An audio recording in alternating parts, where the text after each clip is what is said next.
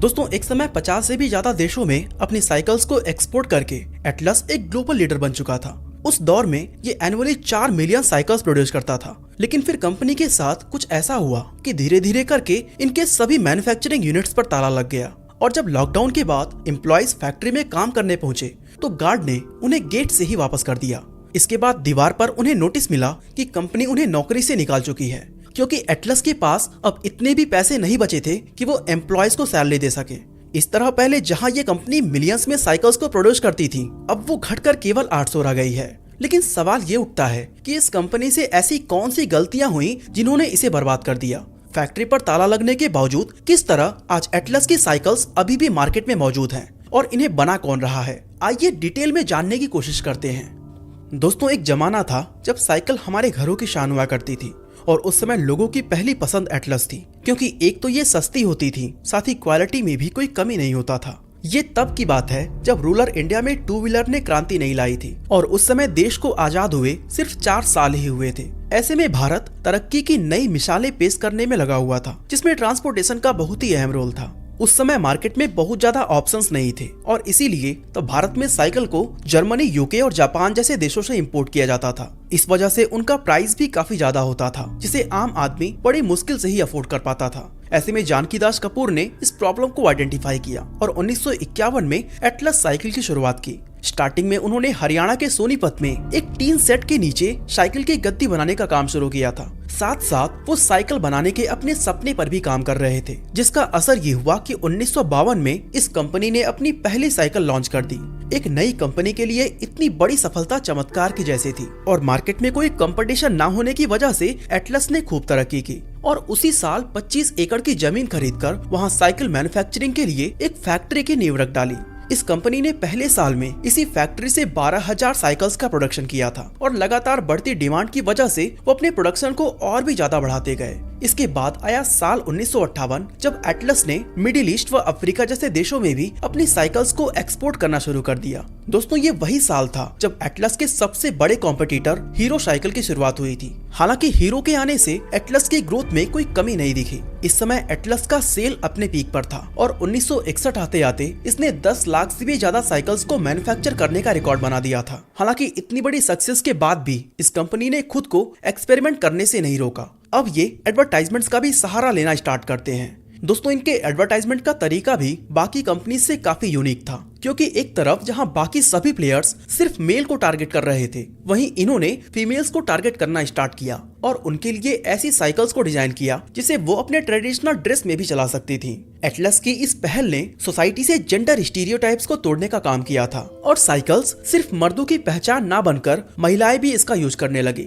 Company ने इस तरह के और भी कई स्टेप्स लिए, जिसके चलते साल 1965 में ये देश की सबसे बड़ी बाइसिकल मैन्युफैक्चरिंग कंपनी बन गई।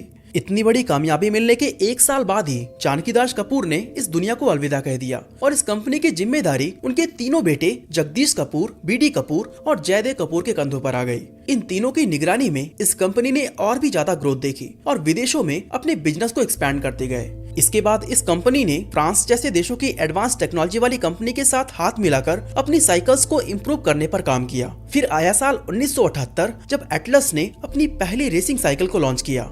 दोस्तों उस समय तक मार्केट में साइकिल्स के ऐसे कई ब्रांड आ चुके थे जिनके साइकिल्स थोड़े समय यूज करने के बाद ही खराब हो जाती थी और जगह जगह से टूटने लगती थी। इसलिए एटलस ने शुरू से खुद को एक स्ट्रॉन्ग और हाई क्वालिटी साइकिल मैन्युफैक्चरर के रूप में रिप्रेजेंट किया था। इसी मजबूती और क्वालिटी को देखते हुए इसने 1982 में एक एशियन गेम में पार्टिसिपेट किया, जिसे दिल्ली में आयोजित किया गया था और इस गेम में रेसिंग के लिए यूज होने वाली सारी साइकिल्स एटलस ने ही सप्लाई की थी।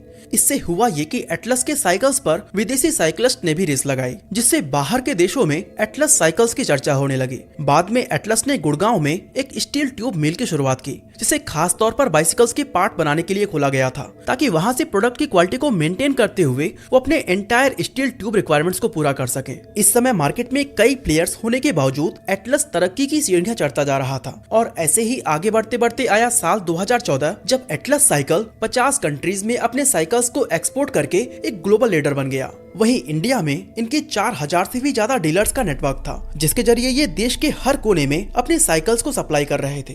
बाद में इस कंपनी को इसके काम के लिए कई प्रेस्टिजियस अवार्ड्स भी मिले, जैसे कि इटली का gold mercury international award, best industrial relation के लिए FICCI अवार्ड और भारी मात्रा में एक्सपोर्टेशन के लिए EEPC अवार्ड। लेकिन यहाँ से धीरे धीरे इस कंपनी को समझ आने लगा था कि ग्लोबल लीडर का टैग उनसे जल्द ही छिनने वाला है, इसलिए उन्होंने अब अपने हाथ पैर तेजी से चलाना शुरू कर दिया। 2005 में उस समय के बेहद ही पॉपुलर पर्सनालिटी सुनील शेट्टी और सानिया मिर्जा के साथ एडवर्टाइजमेंट की, लेकिन इस सब से कोई खास फायदा नहीं मिल सका और लगातार इस कंपनी की सेल गिरती चली गई। और एक समय ऐसा आ गया जब इन्हें अपने मध्य प्रदेश के मालनपुर वाली फैक्ट्री को बंद करना पड़ा और उसके 4 साल बाद हरियाणा के सोनीपत वाले यूनिट पर भी ताला लग गया और फिर उसके 4 साल बाद यूपी के साहिबाबाद की आखिरी यूनिट भी शट डाउन हो गई। अब सवाल आता है कि ऐसा क्यों हो रहा था, आखिर इस कंपनी में गलत क्या हो रहा था।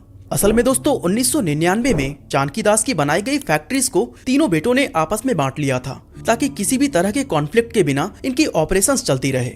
इसके डिवीजन के बाद एक यूनिट यूपी के शाहिबाबाद में बनाई गई, दूसरी MP के मालनपुर में और एक यूनिट सोनीपत में तो थी ही। इस दौरान इस कंपनी में कई तरह के नए डिसीजंस लिए गए, जैसे कि कई देशों में एक्सपोर्ट को बढ़ाना और क्वालिटी इंप्रूवमेंट पर ध्यान देना। लेकिन फिर आया साल 2000 जब BD कपूर की डेथ हो गई।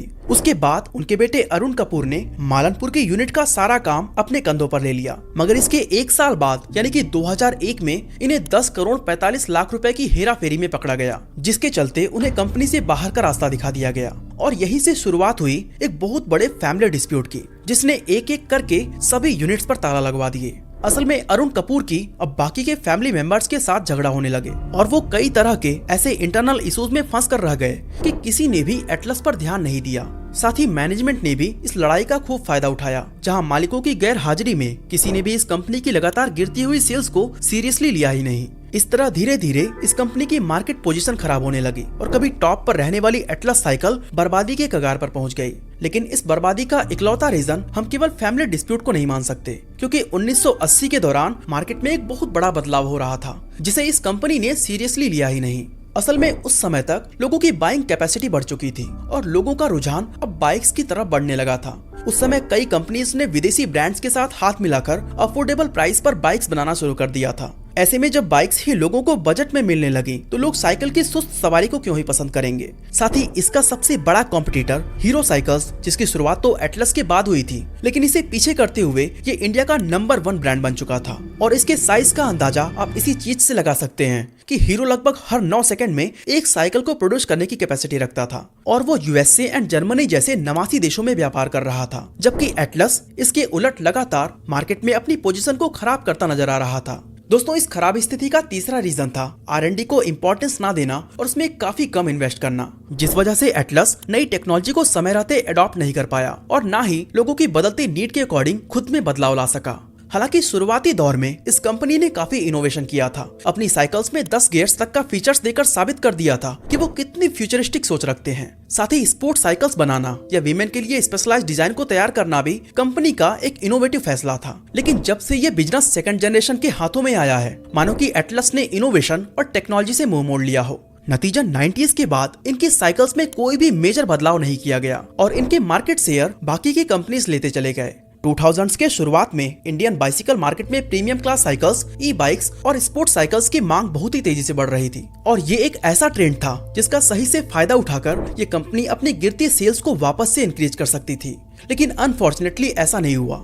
कंपनी उस समय भी अपनी साइकिल्स को प्रीमियम बनाने की जगह खुद को मजबूत साइकिल की तरह प्रमोट कर रही थी, जबकि उस समय साइकिल को लोग सिर्फ ट्रांसपोर्टेशन का साधन ना समझकर उसे फिटनेस से जुड़े एक इक्विपमेंट की तरह देखने लगे थे। और लोगों में जितनी ज्यादा फिटनेस को लेकर अवेयरनेस बढ़ रही थी, उतनी ही इस तरह की साइकिल्स की डिमांड भी बढ़ रही थी। इसके अलावा 14 साल तक के बच्चों में 27% बच्चे ऐसे थे जो स्कूल जाने के लिए साइकिल्स का यूज करते थे। लेकिन ये कंपनी उन बच्चों की जगह वर्किंग एज को टारगेट कर रही थी, लेकिन उन्हें तो अब तेज रफ्तार वाली सवारी की जरूरत थी। लगातार गिरती सेल्स की वजह से कंपनी ने अपने साइकिल्स में थोड़े बहुत मॉडिफिकेशंस किए, जिसकी वजह से 2004 से लेकर 2009 के बीच इनकी सेल्स में थोड़ा सुधार आया। हालांकि इस सुधार से कंपनी के मालिक उतने खुश नहीं थे, क्योंकि वो अपने पहले वाले पोजीशन को एक्सपेक्ट कर रहे थे। लेकिन जब उन्हें ऐसा होता हुआ नजर नहीं आया, तब उन्होंने एक बहुत ही बड़ा फैसला ले लिया और कंपनी के सेक्रेटरी एंड कंप्लायंस ऑफिसर को बदल डाला। इसके एक साल बाद यानी कि 2011 में इसके सीईओ को रिप्लेस कर दिया गया और उनकी जगह राजेश कुमार कपूर को रखा गया। लेकिन इसके अगले ही साल यानी 2012 में इन्हें भी बदल के मंगे राम अग्रवाल को कंपनी का सीईओ बनाया गया और इसी साल सेक्रेटरी एंड कंप्लायंस ऑफिसर को फिर से बदलकर उनकी जगह किसी और को हायर किया गया। इसके बाद 2013 और 2014 में भी इस तरह की चीजें देखने को मिली। लगातार किए जाने वाले इन बदलावों से ऐसा लग रहा था जैसे एटलस कंपनी अभी पैनिक मोड में है और वो हर हाल में अपनी पोजीशन को वापस लाकर ही रहेगी। लेकिन प्रॉब्लम ये थी कि अगर आप अपने प्रोडक्ट्स पर टारगेटेड कस्टमर और मार्केट डिमांड के अकॉर्डिंग काम नहीं करते तो सिर्फ मैनेजमेंट में बदलाव करके शायद कुछ भी हासिल नहीं होने वाला था। इतनी जल्दी रिप्लेसमेंट्स की वजह से इस कंपनी को काफी नुकसान हुआ, क्योंकि जब तक कोई नया पर्सन कंपनी के इश्यूज को समझ पाता और उससे बाहर निकलने के तरीके को ढूंढता, उससे पहले ही उसे बदल दिया जाता था। इस तरह के कई फैसलों ने सेल्स को काफी डाउन किया और एंड में कंपनी का हाल इतना बुरा हो गया कि मध्य प्रदेश के मालनपुर वाली यूनिट्स को बंद करना पड़ा और इसकी मशीनरी को बाकी के दोनों यूनिट्स में शिफ्ट कर दिया गया। इस यूनिट के बंद होने के बाद हजारों की संख्या में लोग बेरोजगार हुए। लेकिन एटलस को अभी इससे भी बुरा फेज देखना था, क्योंकि साइकिल्स की मैन्युफैक्चरिंग तो हो रही थी लेकिन सेल्स इतनी कम हो गई थी कि ऑपरेशंस को मैनेज करना मुश्किल हो रहा था। इसी के चलते 2018 में अब हरियाणा के सोनीपत वाली यूनिट को भी बंद कर दिया गया। अब एटलस की सारी उम्मीदें साहिबाबाद वाली यूनिट से बंधी हुई थी। वहाँ सोनीपत के कुछ कर्मचारियों को साहिबाबाद में शिफ्ट कर दिया गया और बाकी को जॉब से निकाल दिया गया। कुछ समय तक इनके ऑपरेशंस ठीक से चले, लेकिन धीरे धीरे कंपनी को समझ आने लगा था कि वो ज्यादा दिन तक सरवाइव नहीं कर पाएंगे, इसलिए उसने अपने एम्प्लॉयज की छटनी करनी शुरू कर दी। 1988 के दौरान इस यूनिट में 20 तरह की साइकिल्स बना करती थी और यहाँ लगभग 7000 से भी ज्यादा एम्प्लॉयज काम किया करते थे। लेकिन लगातार बढ़ते लॉसेस की वजह से इस कंपनी ने एम्प्लॉयज को हटाना शुरू कर दिया, जिसके बाद जनवरी 2020 तक सिर्फ 300 कर्मचारी बचे रह गए।